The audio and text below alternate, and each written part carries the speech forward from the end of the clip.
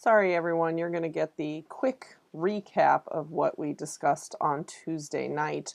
I'm not going to recap what we talked in terms of like their form results. I'm just going to go over kind of the information that I was sharing with everyone. So first, someone asked or commented in what they were hoping to learn from this class, the ability to use the library and the databases more effectively. And so I spent a little time sharing some tips and tricks of the library. So a couple tips and tricks I wanted to show. This is the library homepage. In the center here, there's help. A couple things I want to show. One, ask a librarian, especially if you're a true distance student. Please notice that Ask a Librarian gives you multiple ways to talk to librarians. Also, please realize that you can make appointments with librarians, even from a distance, to meet with them to get help on a research project that you're doing. Now, what most people are excited about are these research guides by subject. So open that up. And notice that there's, lots of topics, a whole section on business and economics, and in the session someone was interested in marketing. So when you go to the page, again, notice in the right that you have your subject guide. So this is a particular librarian who's been associated with your subject. Going there, finding out that librarian, again, you can make an appointment to meet with that person. But there's tabs up here across the top. Books gives you major books that you might use or sections in the library. Now articles, this is probably one of the things that's most interesting to you all. The articles gives you a link to databases that will have the journals and articles that are probably most useful to you. The statistics and data and marketing research, that is the librarian trying to give you information that you might find interesting. So again, if you go back to the LibGuides, there's LibGuides for a lot of topics. Okay, back to the home page. Notice there's also course guides, so the librarians have been asked to make LibGuides for specific courses you might want to check. Information for grad students, etc. Things you might want to check out. One thing I did point out over here under services, interlibrary loan. Our ODU has an amazing interlibrary loan. In all my time of asking stuff, there's only been one thing they couldn't get for me. A tip I want to give you though, and they're really fast. I've always gotten things, even books, usually within a week. But a tip I want to say, if there's a book that you really want, try to hunt down a copy of the table of contents and see if you only need 1 or 2 chapters from the book, because if you ask for that instead, you're more likely to get the results faster, because a librarian who has the book will scan those chapters and you'll get them digitally instead of having to wait for the entire book to be sent to you and then you'll have to return it. And I know if you're a true distance student, there's ways to manage that as well. You might want to look at the interlibrary loan page or talk to a librarian about that. The last thing I wanted to say is about using actual, hold on, step back. If you're wondering how you might find table of contents of books, there's usually 2 places I look. I either look on Amazon, honestly, or I usually Google Books. Google Books has a bunch of books scanned. Even if they don't have the whole book, they'll probably have the table of contents. You might also similarly check WorldCat. Okay, last thing though I wanted to talk about was databases, finding journal articles. Up here on the left, the discovery tool, don't use it. Really, don't use it. It doesn't give a thorough response. It's supposed to search both the library's book catalog as well as the databases, but it doesn't. So my suggestion is this: if you know you're wanting or you're looking for books, go to over here under resources, ODU only catalog.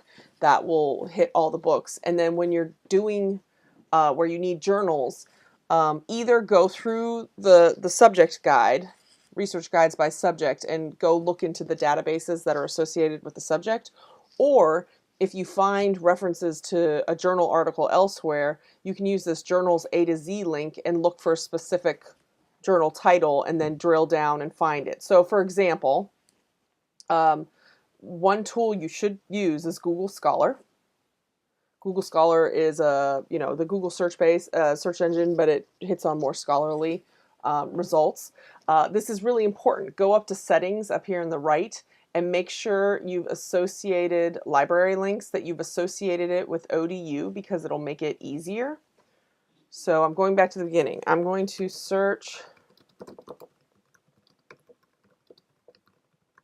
Okay, so I found this article here, and notice over here on the right, PDF full text at ODU. So it's saying that if in theory that this link, let's see, let's test it. Does it actually work? Log in again. Looks like it's going to work. Yep, there it is. Okay, so it worked. Now, two things. One, if that didn't work, you would search for the journal title from the library homepage, like I said.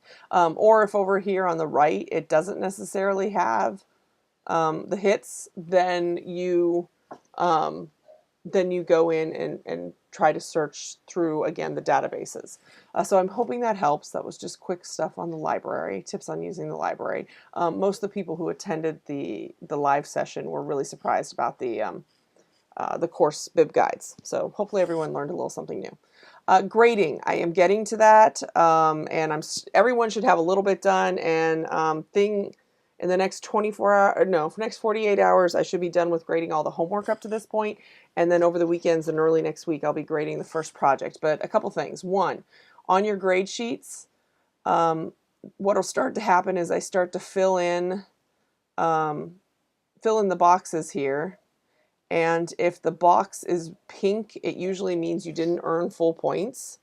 And then if it's not earned full points, I will put, if you look at this box very carefully, there's a little orange corner piece here, and that connects to some type of comment. And I'll describe in the comment what was missing so you understand it. So I want to remind you that we have a revision and resubmit policy. Basically, you can revise and resubmit everything except peer reviews, and hopefully that makes sense because people need peer reviews in a timely manner. But let's make this bigger. Come on. You will have until April 26th to make sure you revise and resubmit everything. And just realize the further you fall behind, the less likely it is you'll be able to catch up. Another thing in the grade sheet, usually when I've done a bunch of batch grading, I will contact you. However, you might want to go up to tools and notification rules, and notice that you can set that anytime changes are made to email.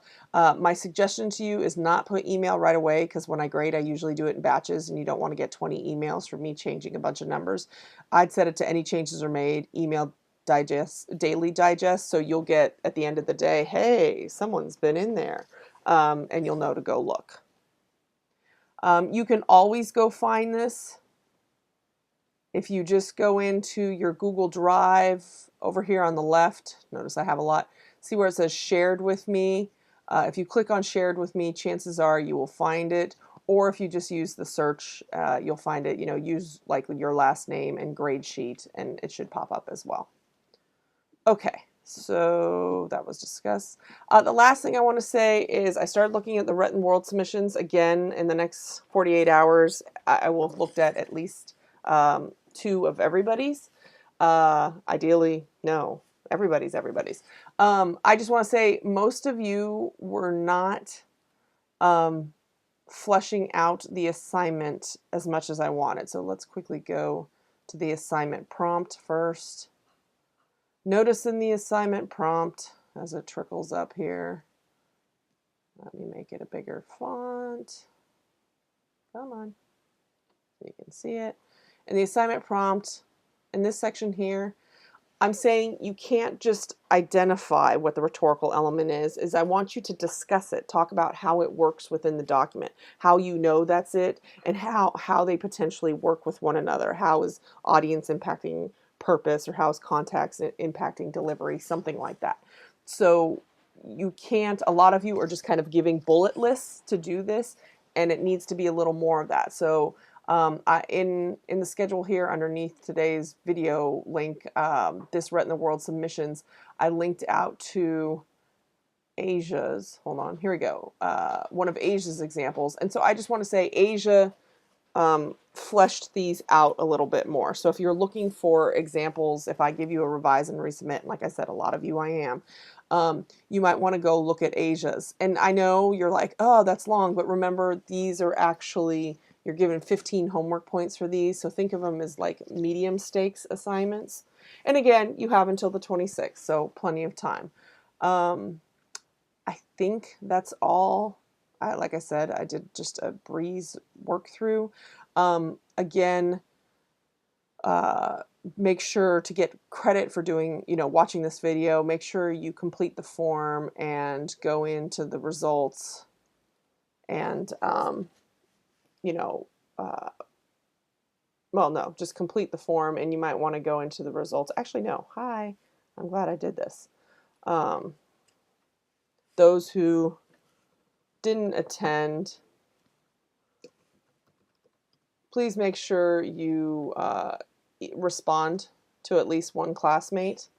And I just want to quickly show you, don't think you can get away with not responding, because I just go up here to File, see Revision History, and it shows me who's done what. So I can tell whether or not you've responded. Okay, if anyone has any questions, please feel free to email me. And like I said, I'll be sharing grading stuff in the next 48 hours. Thanks. Bye.